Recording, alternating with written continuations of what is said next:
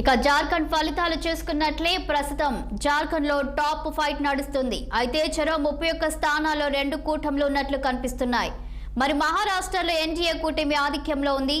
Postal ballot నుంచి ఆధిక్యం NDA చూపిస్తుంది. అయితే మెజార్టీ వైపు ఎన్డీఏ కూటమి దూసుకెళ్తున్నట్లు కనిపిస్తుంది. ఇక మరిన్ని డీటెయిల్స్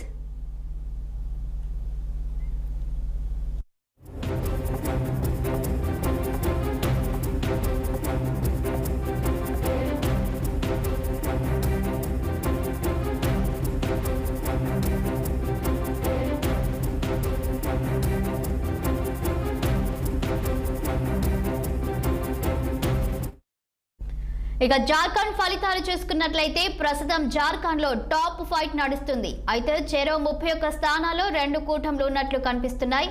మహారాష్ట్రలో ఎన్డీఏ కూటమి ఆధిక్యంలో ఉంది. పోస్టల్ బ్యాలెట్ నుంచి ఆధిక్యం ఎన్డీఏ చూపిస్తుంది. అయితే మెజారిటీ వైపు ఎన్డీఏ కూటమి దూసుకెళ్తున్నట్లు కనిపిస్తుంది. ఇక మరిన్ని డీటెయిల్స్ అందించడానికి మా సీనియర్ కరెస్పాండెంట్ శ్రీనివాస్ సిద్ధంగా ఉన్నారు. శ్రీనివాస్ చెప్పండి, ఇక జార్ఖండ్ విషయానికి వస్తే ఇక ఇప్పటికే ఎన్నికల కౌంటింగ్ మొదలైంది. ఒకసారి తాజా అప్డేట్స్ చూస్తే కనుక అక్కడ 2 పార్టీలు టాప్ లో ఉన్నట్లుగా తెలుస్తుంది. దీనికి సంబంధించి మధ్య సమాచారం ఏంటి? Thank you Shalini. ఏదైతే జార్ఖండ్ ఎన్నికలకు సంబంధించిన ఫలితాలు మాత్రం ఈటెక్కిస్తున్నాయని చెప్పాలి. ఇటు 2 కూటమిల మధ్య హోరాహోరీ కొనసాగుతుంది. ఇటు ఏదైతే ఇండియా కూటమి కావచ్చు, అదేవిధంగా ఇటు ఏదైతే బీజేపీ ఎన్డీఏ కూటమికి సంబంధించి ఈ 2 కూటమిల మధ్య హోరాహోరీ ఫలితాలు అయితే వస్తున్నాయని చెప్పొచ్చు.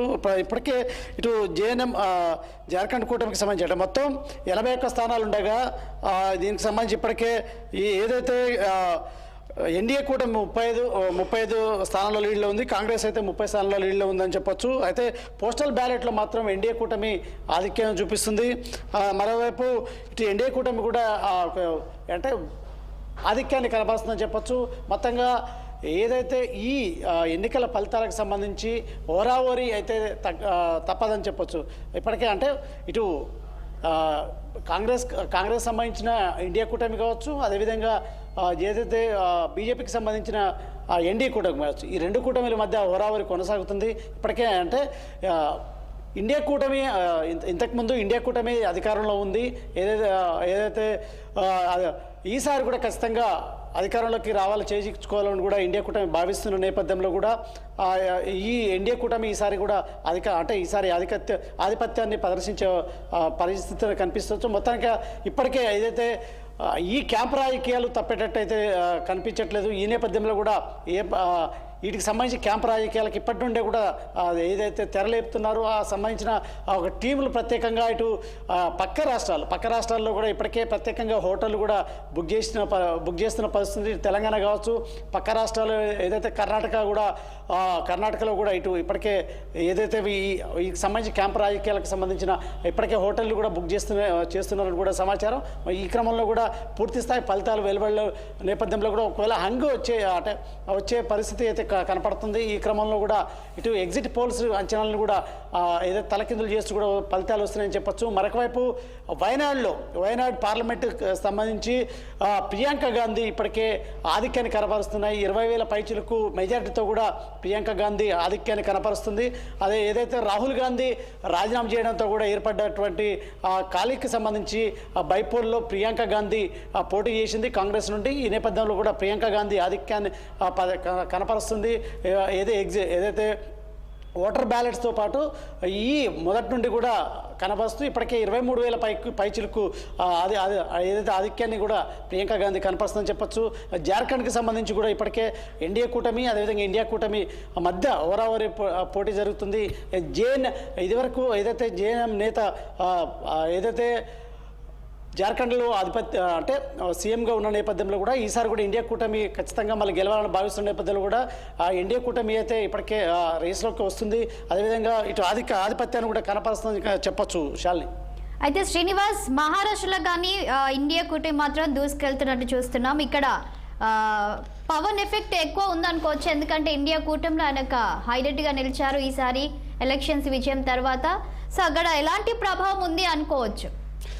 మహారాష్ట్రకు సంబంధించి మొత్తం 288 అసెంబ్లీ స్థానాలు ఉండగా మహాయుతి అంటే బీజేపీ ఆధ్వర్యంలోని మహాయుతి కూటమి, అదేవిధంగా కాంగ్రెస్ ఆధ్వర్యంలో కూడా ఇటు మహావికాస్ అఘాడి కూటమిల మధ్య కూడా హోరావరి అయితే కొనసాగుతుందని చెప్పొచ్చు. ఈ నేపథ్యంలో కూడా ఇప్పటికే మహాయుతికి సంబంధించి 137 స్థానాల్లో మహాయుతి అంటే బీజేపీకి సంబంధించిన కూటమికి ఆధిపత్యాన్ని కనబరుస్తుంది. మరొక వైపు మహావికాస్ అఘాడి ఇప్పటికే 135 స్థానాల్లో కూడా ఆధిపత్యంలో అంటే లీడ్లో ఉన్న పరిస్థితి ఉంది.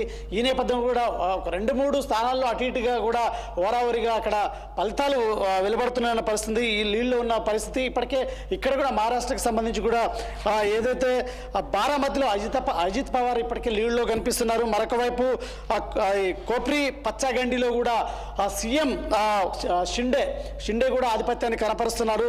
మొత్తంగా ఈ ఏదైతే షిండే అదేవిధంగా శివసేనకు సంబంధించి ఏదైతే మహావికాస్కి సంబంధించిన మహాయుతి ఉంది, అదేవిధంగా కాంగ్రెస్కి సంబంధించి అంటే అక్కడ ప్రధానంగా ఒకటి చూడొచ్చు, శివసేన పార్టీ 2గా చీలింది. ఏదైతే షిండే వర్గం మహాయుతిలో భాగస్వామ్యంగా ఉంది, అదేవిధంగా అజిత్ పవార్ వర్గం మాత్రం ఏదైతే మహావికాస్ అఘాడి కూటమిలో ఉన్నది. రెండుగా చీలిన నేపథ్యంలో కూడా ఇటు షిండే వర్గమేమో మహాయుతిలో ఉంటే ఇటు అజిత్ పవార్ వర్గమేమో ఇటు ఏదే ఎన్సీపీ అజిత్ పవార్ వర్గమేమో ఇటువైపు మహావికాస్ అఘాడిలో ఉన్న నేపథ్యంలో కూడా అక్కడ వరావరిగా ఫలితాలు వెలువడుతున్నాయని చెప్పొచ్చు. ఆ షిండే ఇప్పటికే అక్కడ కోప్రి పచ్చాగండిలో కూడా లీడ్లో ఉన్న నేపథ్యంలో కూడా అక్కడ అజిత్ పవార్ కూడా లీడ్లో ఉన్నారు. సో ఈ నేపథ్యంలో కూడా బారామతికి సంబంధించి అజిత్ పవార్ లీడ్లో ఉన్నారని చెప్పొచ్చు. ప్రాంతీయ పార్టీలదే అక్కడ మహారాష్ట్రలో హవా ఉన్న నేపథ్యంలో కూడా, ఎందుకంటే అక్కడ శివసేన అదేవిధంగా ఎన్సీపీ హవా కొనసాగిన నేపథ్యంలో కూడా ఈసారి విడిపోవడంతో కూడా రెండు వర్గాలుగా విడిపోవడంతో కూడా ఈసారి ఏదైతే జాతీయ పార్టీలు ఇటు లీడ్ అంటే ఆధిపత్యాన్ని కొనసాగించే విధంగా కూడా ఈ కూటమిలు ఏర్పాటు చేశాయి. ఎన్డీఏ కూటమి ఏదైతే మహాయుతి, అదేవిధంగా బీజేపీ ఆధ్వర్యంలో కాంగ్రెస్ ఆధ్వర్యంలో ఇటు మహావికాస్ అఘాడి కూటమిలు ఏర్పాటు చేయడంతో పాటు ఈసారి 2 ఓరావరిగా తలపడుతున్నాయని చెప్పొచ్చు. నేను అన్నట్టుగా ఉన్న పరిస్థితుల్లో ఖచ్చితంగా ఈసారి అంటే మళ్ళీ షిండే వర్గం ఖచ్చితంగా మహాయుతి అధికారాన్ని చేజెక్కించుకోవాలని కూడా భావిస్తున్న క్రమంలో కూడా ఓరావరి ప్రచారాలు కూడా జరిగాయి. అదేవిధంగా ఇటు జాతీయ స్థాయి నేతలు కూడా అక్కడ మహారాష్ట్రలో ప్రచారం చేశారు. తెలంగాణ నుండి ముఖ్యమంత్రి రేవంత్ రెడ్డి కూడా అక్కడ 3 రోజులు ప్రచారం నిర్వహించారు. అక్కడ తెలంగాణ టీం అంతా కూడా అక్కడ ప్రచారం నిర్వహించింది.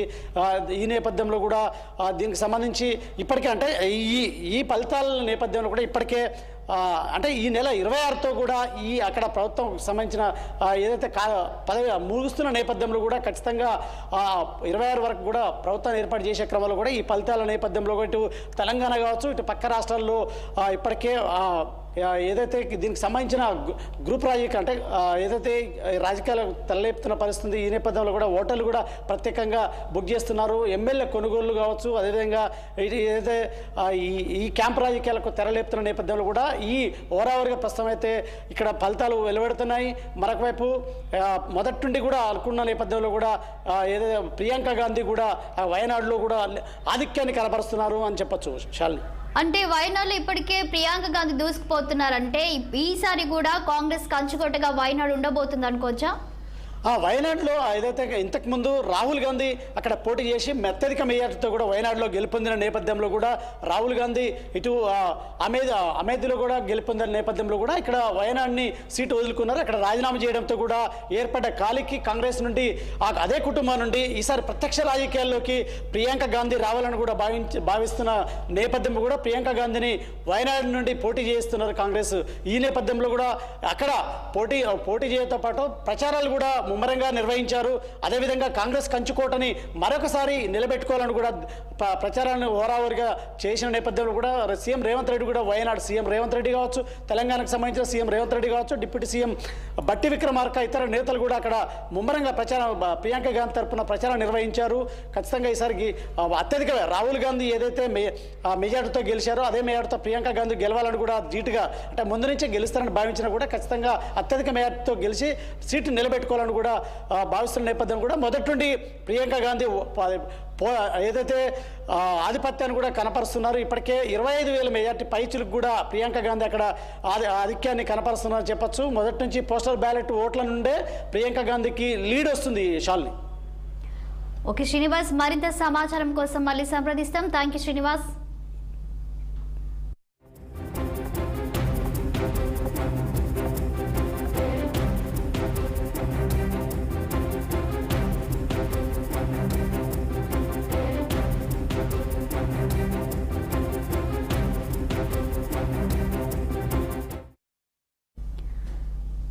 జార్ఖండ్ లో ప్రస్తుతం ఇండియా కూటమి లీడ్ లో ఉండగా మహారాష్ట్రలో ఎన్డీఏ కూటమి ఆధిక్యంలో కనిపిస్తుంది. అయితే మహారాష్ట్రలో పోస్టల్ బ్యాలెట్ నుంచి ఎన్డీఏ ఆధిక్యంలో కనిపిస్తుంది. 110కి పైగా స్థానాల్లో బీజేపీ కూటమి లీడ్ లో ఉంది.